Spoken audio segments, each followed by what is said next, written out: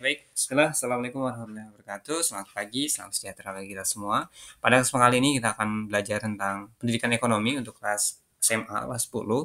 Adapun bahasan yang akan kita bahas adalah tentang hukum Gaussen atau kita akan menceritakan atau terkait dengan Hermann Heinrich Gaussen ya, adalah seorang ekonom Jerman mencoba menyelidiki cara pemuasan kebutuhan manusia. Pada tepatnya dia sedang menyelidiki, mengamati tentang cara pemuasan kebutuhan manusia terhadap barang dan jasa. Ya. Manusia ini kepuasannya terhadap barang dan jasa itu bagaimana dan seterusnya. Saya udah membaca tadi bahwasannya kita nggak usah pusing-pusing mikirin ini.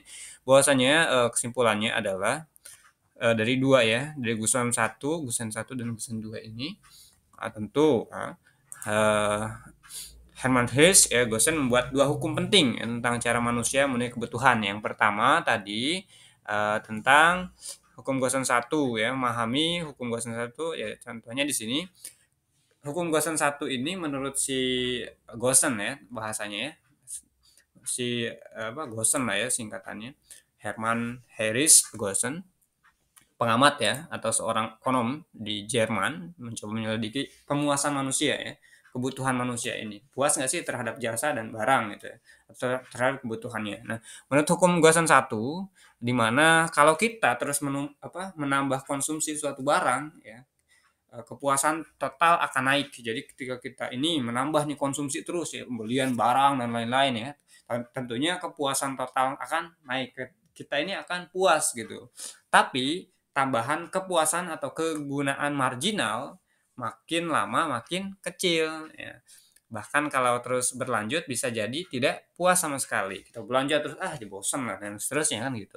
Contohnya apa? Porsi nasi pertama sangat nikmat, 10 buk atau 10 porsi lah ya. Kedua masih enak nih, tapi nih ya ke-6 ya, dan porsi ketiga atau porsi berikutnya itu malah bikin tidak nyaman karena semakin banyak gitu yang dirasakan ya. Seperti itu ya. Itu hukum Gaussen 1 ya, secara singkatnya seperti itu. Teman-teman bisa nih baca aja.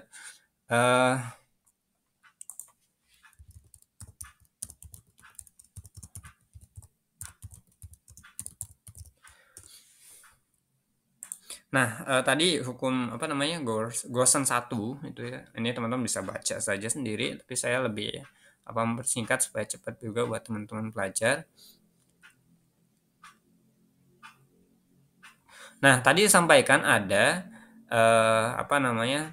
terapi tambahan kepuasan makin lama makin kecil. Jadi manusia itu semakin banyak ya awalnya itu ya. Kalau kita nih terus yang di hukum Gaussen 1 itu, kalau kita itu seperti itu menambah konsumsi satu barang, kepuasan total akan naik. Jadi ketika kita nih menambah terus ya, kepuasan kita akan makin naik ya. Kita beli mobil 1, 2, 3 dan seterusnya ya. Tapi akan lama-lama bosan lah, intinya seperti itu. Tapi tambahan kepuasan makin lama makin kecil, jadi semakin lama semakin kecil ya, nggak puas lagi dah gitu ya. Nah, tadi disampaikan bahwa ketika kita beli nasi, ya, pertama sangat nikmat nih, beli nasi 10 lah ya, porsi kedua masih enak, tapi kurang ya, dan porsi ketiga malah bikin tidak nyaman. Aduh, udah bosan nih, rasanya udah gini-gini aja, gitu kan. Kepuasan manusia kan tentu beda-beda nih, gitu, manusiawi kan gitu. Intinya ke sana teman-teman ya. Oke, kita lanjut di hukum Gaussen 2. Menurutnya atau berdasarkan pandangannya, kita akan membagi uang untuk membeli berbagai barang ya, contohnya. Supaya semua kebutuhan terpenuhi secara seimbang. Uang yang kita pakai untuk setiap barang harus memberikan kepuasan tambahan yang sama gitu. Ada contohnya nggak kira-kira teman-teman?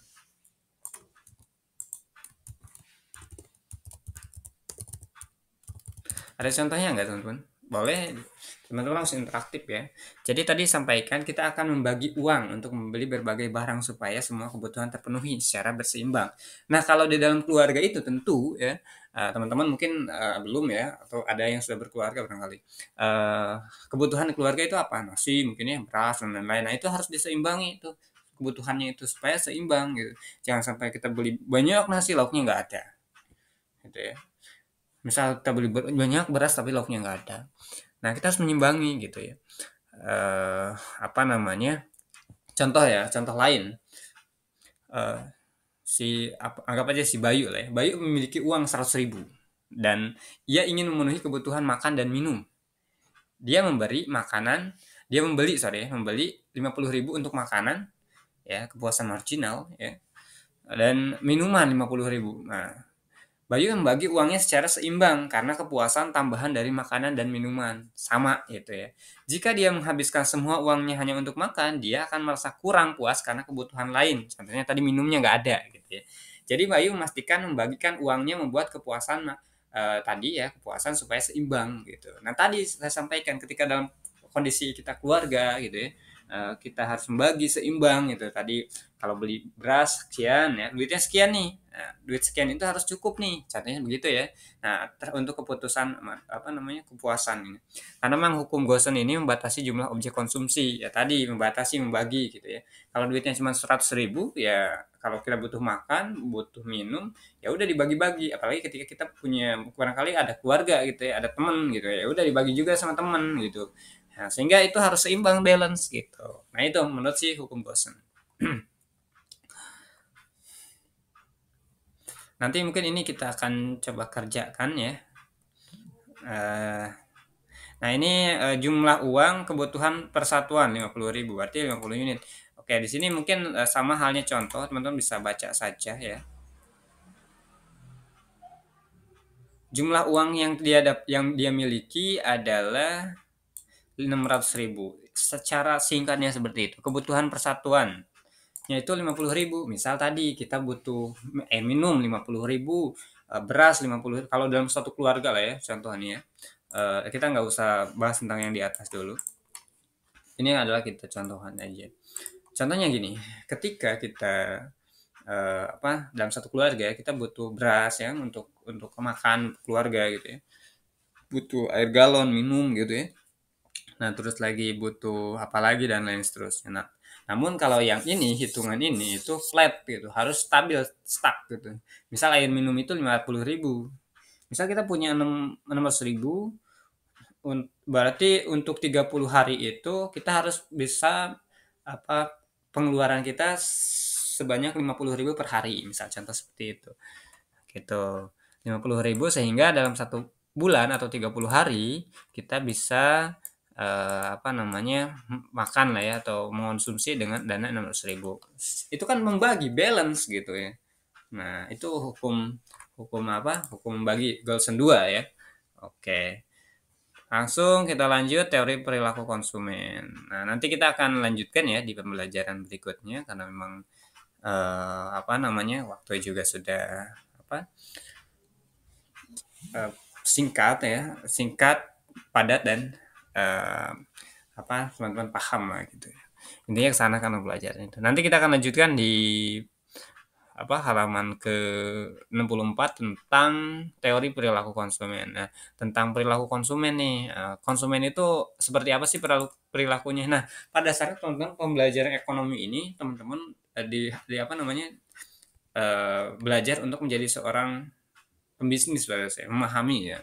Nanti itu kan nanti kepuasan konsumen itu seperti apa, nah nanti teman-teman bisa mengkaji tuh, teman-teman bisa memahami itu dan akhirnya ketika teman-teman jadi pengusaha pun, oh saya udah tahu nih faktor apa namanya, misal faktor penghambat apa namanya usaha itu atau faktor penghambat apa namanya daya beli itu ini gitu ya, sehingga teman-teman harus mencari daerah yang oke lah masyarakatnya ekonomi ke atas gitu ya. Sehingga mereka banyak uangnya atau apa sehingga ketika kita usaha di sana pun ya apa namanya banyak yang beli ya secara tidak langsung seperti itu atau poinnya itu satu lah ketimbang kita misal usaha di tempat yang rendah sekali artinya ekonomi masyarakatnya rendah gitu.